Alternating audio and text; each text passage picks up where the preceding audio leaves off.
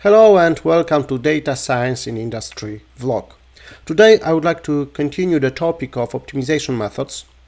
In the last video we was discussing continuous optimization problems.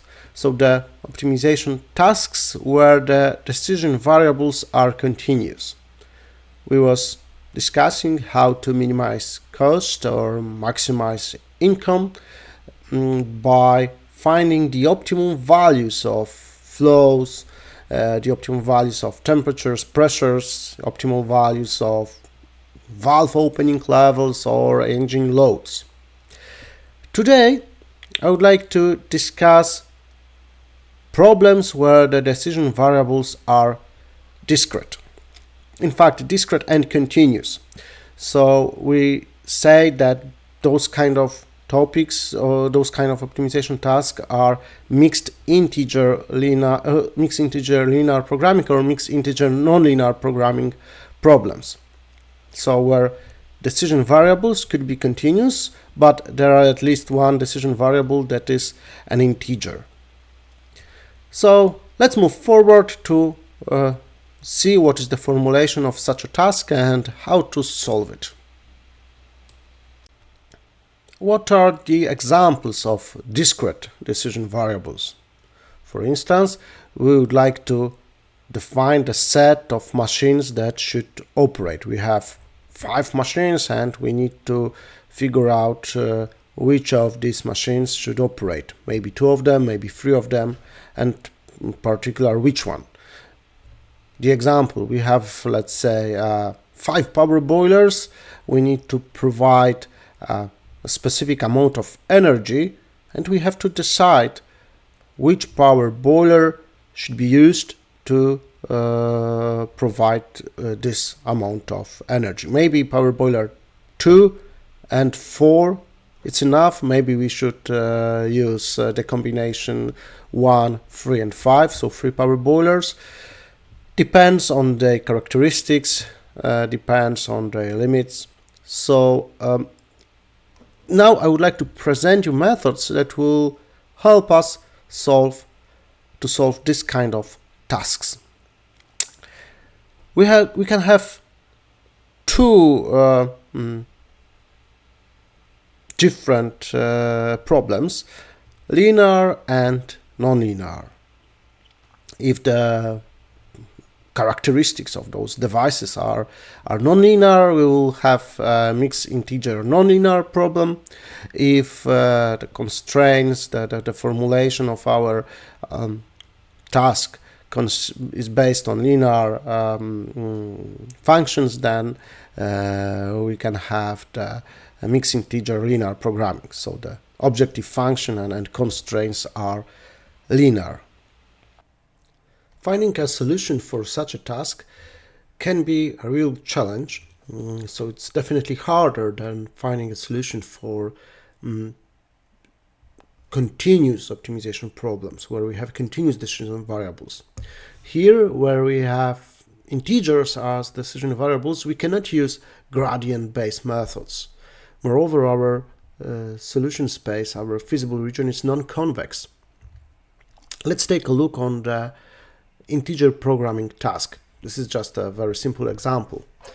Our goal is to maximize the function x1 plus x2, but I assume that x1 is the number of produced items of type A and x2 is the number of produced items of type B, and they both have the same income. So $1, let's say, is the income for selling one item of type A product, and also $1 is the income of selling one item of type B product. We have this is a linear programming task, mixed integer linear programming, because all the constraints and the objective function are linear.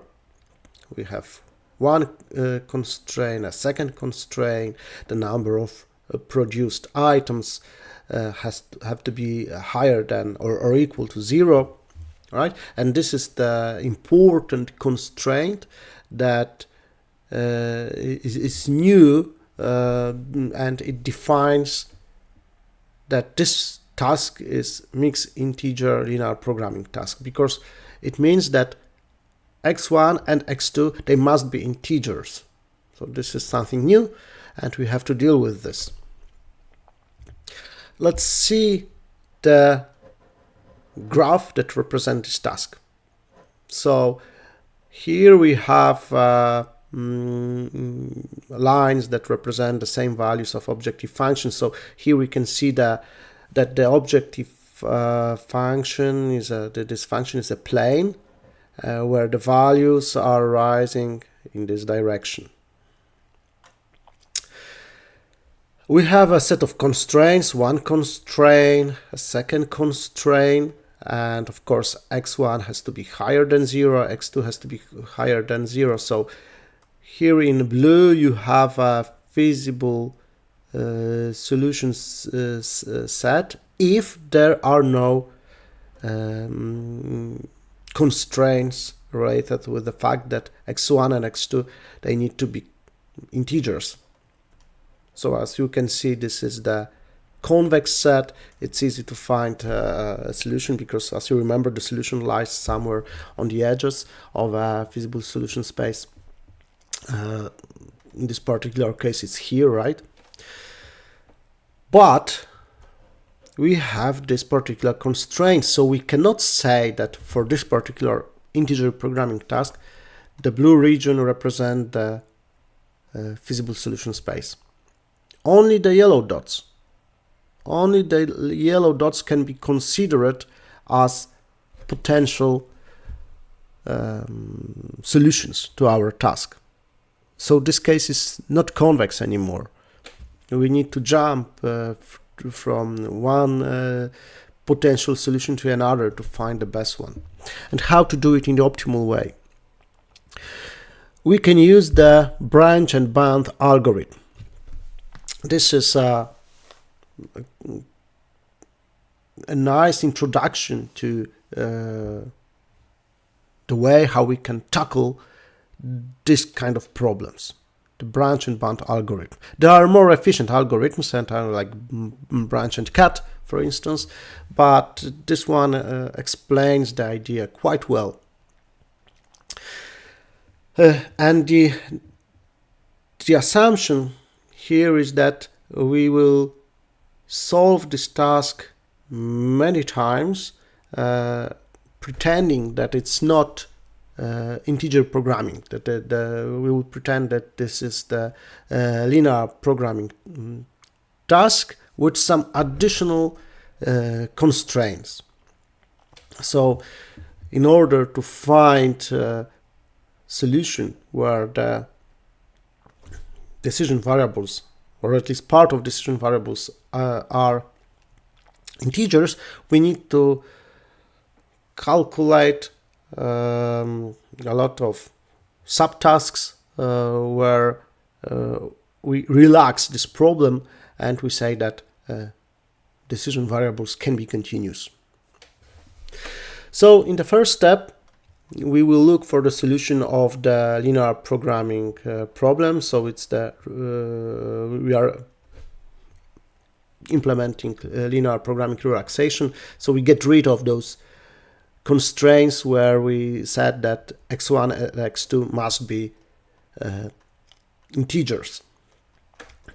In order to solve such a task, we need to just search through edges, and the simplex algorithm can do this for us. The solution is here. So it's x1 equals 2.67 and x2 equals 1.67, and the objective function value for this optimal solution is 4.34.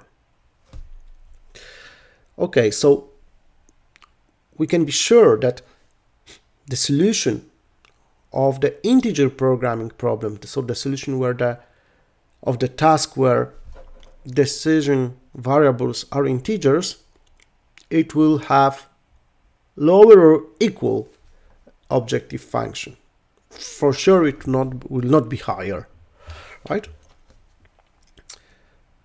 Okay, so let's start from this point. This x1 equals 2.67 and x2 equals 1.67. The optimal solution of the relaxed problem of the continuous optimization task can be our starting point. For sure, it's not the solution for the integer programming problem, because those are not integers. So what we can do, we can take one of them and do the branch like this one, where we say that x1 cannot be 2.67, so it has to be higher or equal to 3 or lower or equal to 2, right? So let's consider two such subtasks. In this particular task, we are adding this particular constraint to the linear programming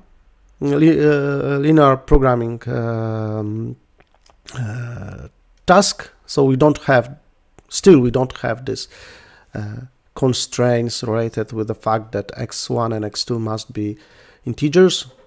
No, we don't have it. This is a relaxed problem, but there is one additional constraint. The same here. We are adding this constraint that defines our branch. So if we add the constraint here that x1 has to be lower or equal to 2, the solution is x1 equal to, x2 equal to, and the objective function value is 4. In this case, we add this constraint, so the x1 has to be higher or lower 3, or sorry, higher or equal to 3. So this is the solution space, and here we have the optimal solution, which is x1 equals 3, x2 equals 1, and the objective function is 4 as well.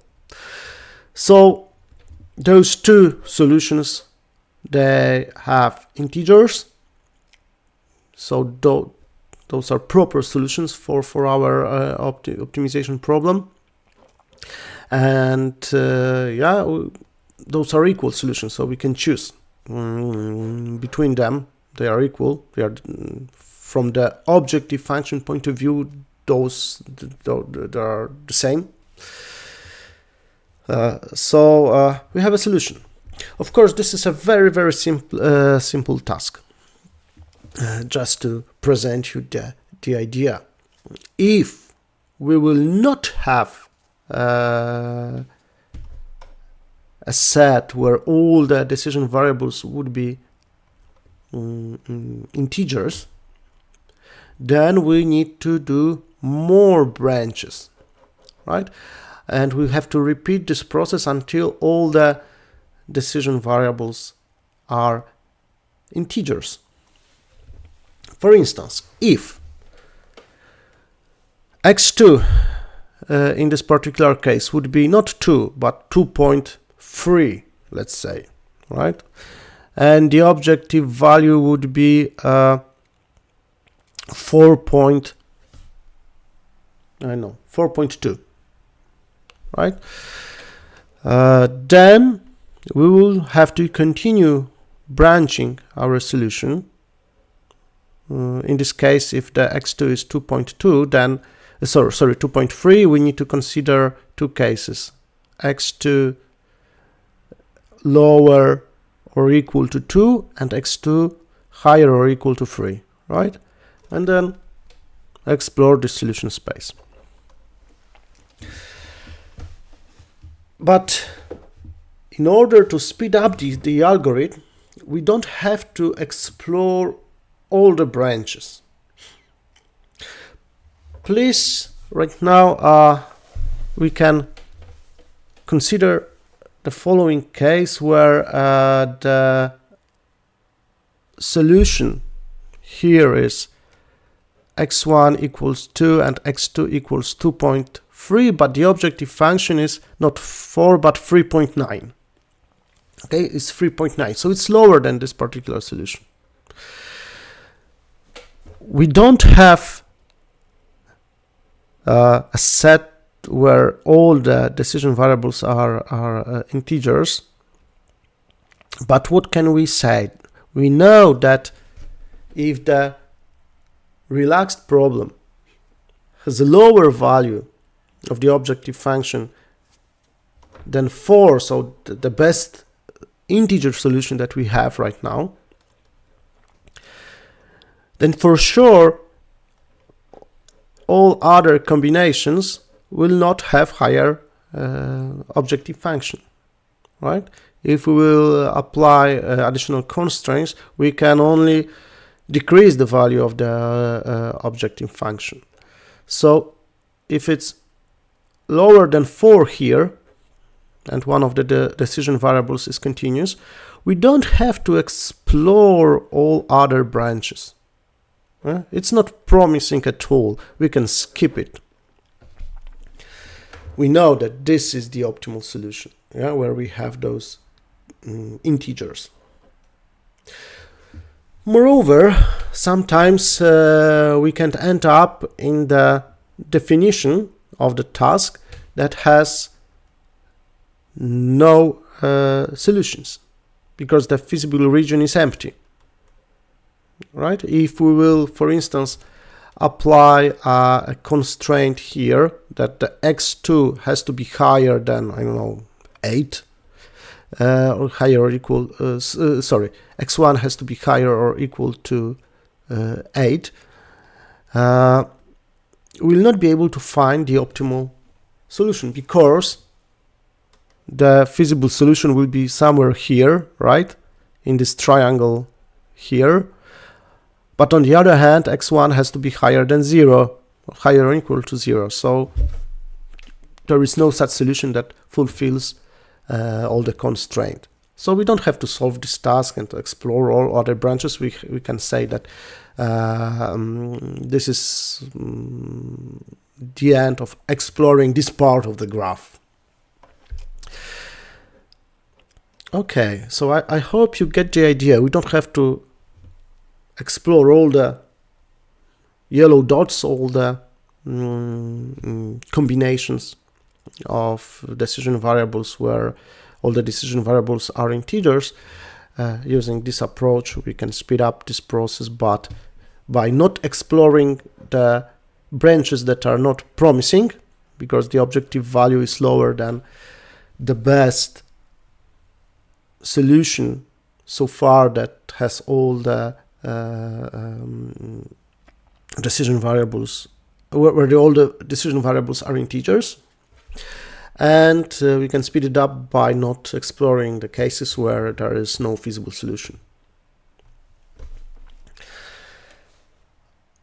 We have to remember that we cannot solve this task by just solving the relaxed problem with continuous variables and rounding down the decision variables to the closest integer. So like here, we have x1 equals 2.67 and x2 equals 1.67. The objective function is here. What we can do is we can say that, well, instead of producing 2.67 items, I will produce 2 items, and instead of producing 1.67 items of product B, I will produce 1 item of product B. So this would be my optimal solution. The objective function for such a case is 3. But remember, the optimal solution is here. The objective function is 4. So we should apply this or other more efficient method that do those branches and explore the graph. In reality, there might be hundreds of thousands of integer variables in one task. They can be also mixed with continuous variables. So which machine should I use and what should be the load of this machine, for instance, of this device? That is why we call it a mixed integer linear or mixed integer non-linear programming. The assumption behind those algorithms is that the algorithm should provide solution in essentially smaller number of steps than just brute force method that checks every point of a solution domain. Because we want to have fast algorithm, fast and efficient.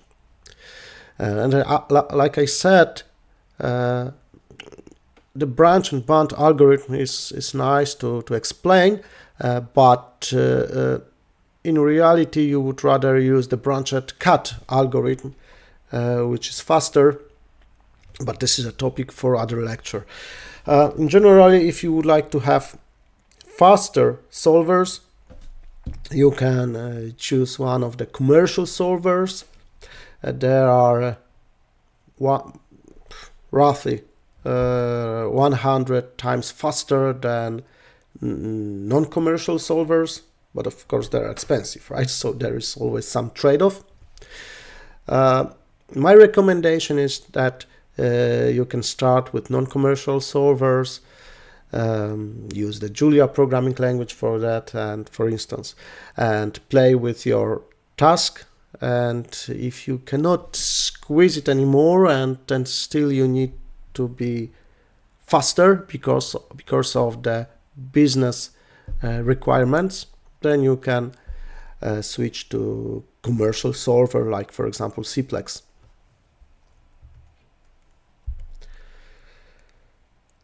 Okay, and now we will discuss how to deal with non-linearity, because so far we was talking about linear problems. The non-linearity in the mixed integer programming is a challenging topic. On one hand, we can use mixed integer non-linear programming solvers, like for example Groby. This is a commercial solver. But we can do some mathematical tricks to make this mixed integer non-linear problem a linear one. In general, this integer programming, it's like solving, Sudoku. There are lots of mathematical tricks that you can apply to speed up the whole procedure to solve the task sometimes. So one of those mathematical tricks that we are using in our projects is a special order sets of type 2. I will call it, I will refer to it as SOS2 later. We can use this approach to change the non-linear function, for instance, the characteristic of a device, right, into a piecewise linear function. So our characteristics will be piecewise linear, which will change the mixed integer non-linear problem, which is very hard to solve, into mixed integer linear problem with lots of new artificial decision variables. So we will increase the size of our mixed integer linear problem, but it will be a linear problem which is quite easy, let's say, to solve with this branch and cut algorithm, for instance. So I will use, to illustrate this approach, I will use the graph, the animation made by Hugo Wallet in his article, The Hands-on Modeling Non-Linearity in Linear Optimization Problems. He made a really good illustration to my problem, so there is no need for me to do it. Once again, thank you very much, Hugo, for your work. So you see, if we have such constraints, such characteristics, such, thermodynamic equation that we have to follow in our problem, so it needs to be satisfied, then one option is to approximate it by a piecewise linear function. So this part of the characteristic would be approximated by the linear function, by such linear function. The middle part will be approximated by such linear function, and the last part by such linear function. So the idea behind special order sets of type 2 is to add some new variables that will define where we are at characteristics. So are we operating here in the first part of the characteristic, then we have to use this linear function, or we are in the middle, so we have to use this linear function, or we are operating here at the end. Without going into details, there are let's say there are some variables that defines where we are, and I have to meet some precise requirements.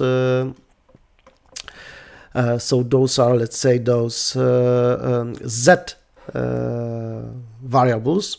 They can be 0, 1, right? So those are binary variables. And we also have those w continuous variables. Those w variables those are the weights that defines how far we are from the borders of our region, of our piecewise linear functions. And with this we can easily calculate the value of this function.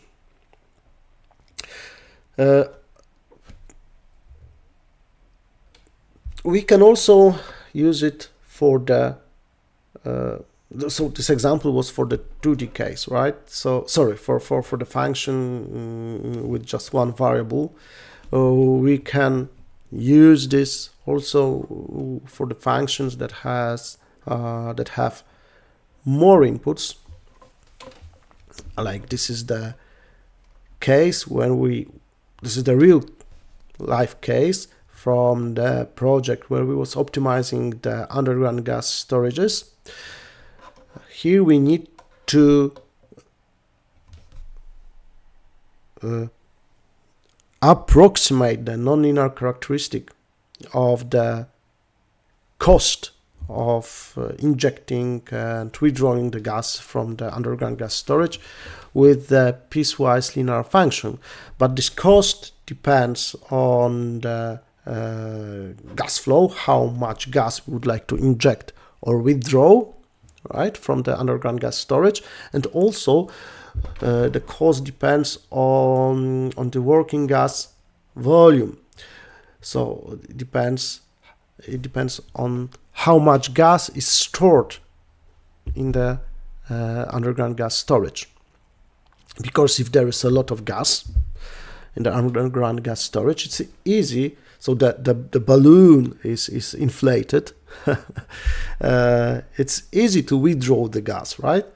Maybe it can be done using the, let's say, free flow, because we need to just open the valve, and because that pressure within the gas storage is higher than in the pipe, in the system, the gas will just flow without using any compressors. But on the other hand, we could have the situation where the pressure, so that there is not many gas, the storage is nearly empty, and if you would like to withdraw the gas, the pressure in the underground gas storage is lower than in the gas system. So we have to use compressors to get the gas out of the underground gas storage. Of course, the cost in this case would be much, much higher. So still we can use this SOS type 2 approach to define the piecewise linear function. In this case, we'll have more of those decision variables that defines where we are on this characteristic. In this case, we need to have 3 points. and by calculating the weights, how far we are from those 3 points, we can calculate the value of the cost. So it's a very useful approach.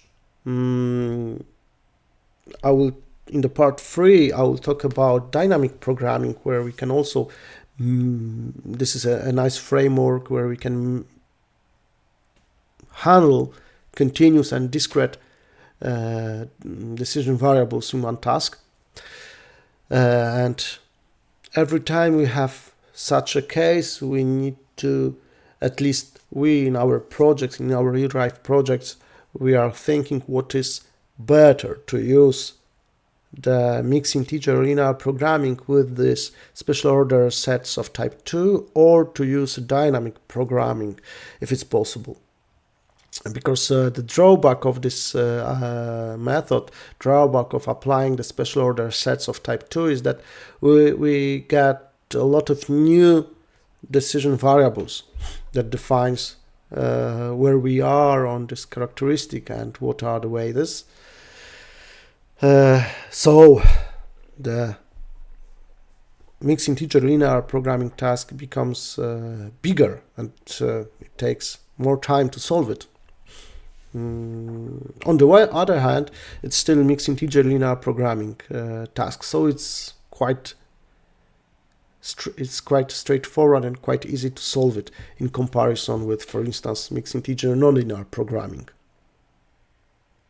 Now I would like to show you how to properly define optimization task and solve it using free and open source tools that can be found in the internet.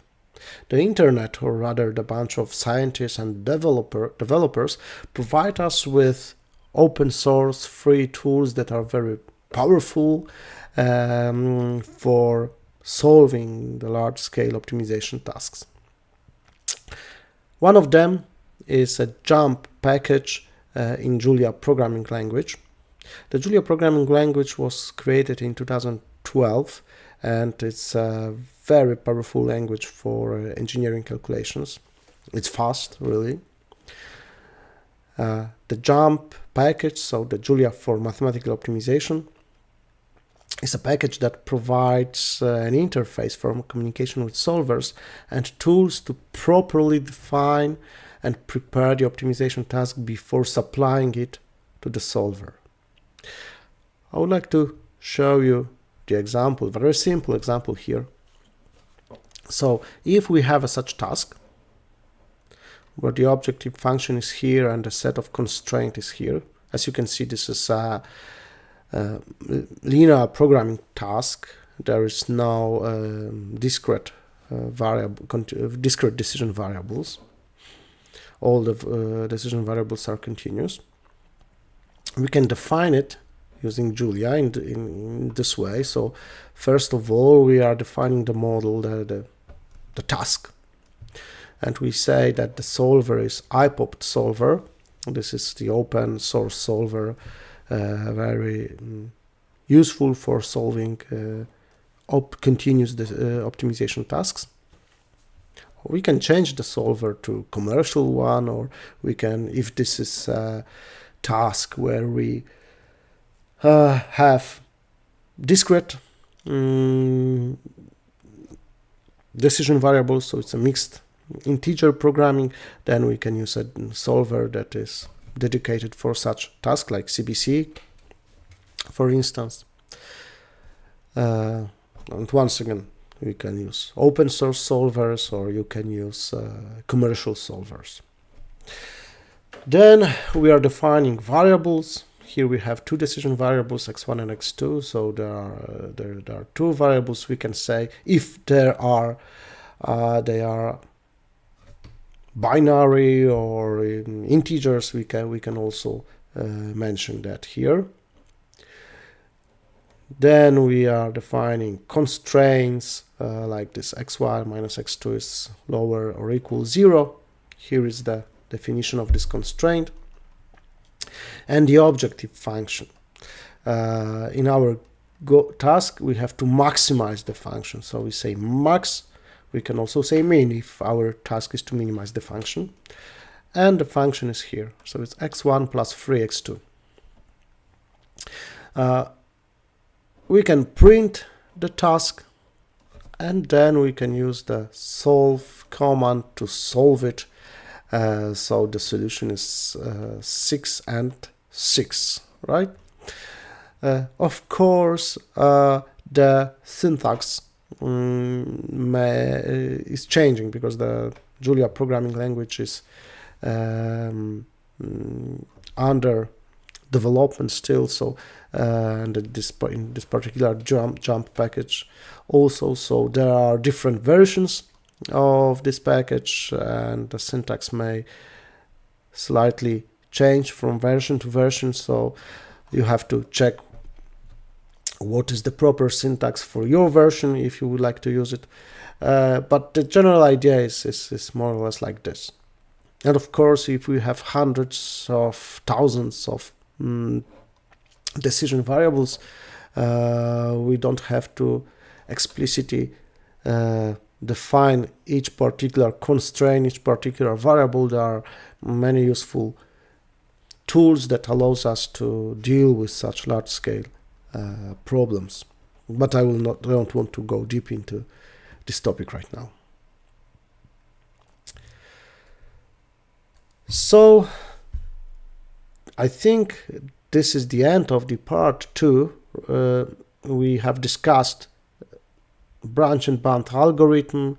We have discussed how to utilize nonlinear functions in our model by applying this SOS2 approach, and we also discussed the Julia programming language and a jump package. Now it's time for you to play with it, and in the part 3 of this optimization topic, I will discuss dynamic programming. Thank you for your attention and have a good day. Bye bye.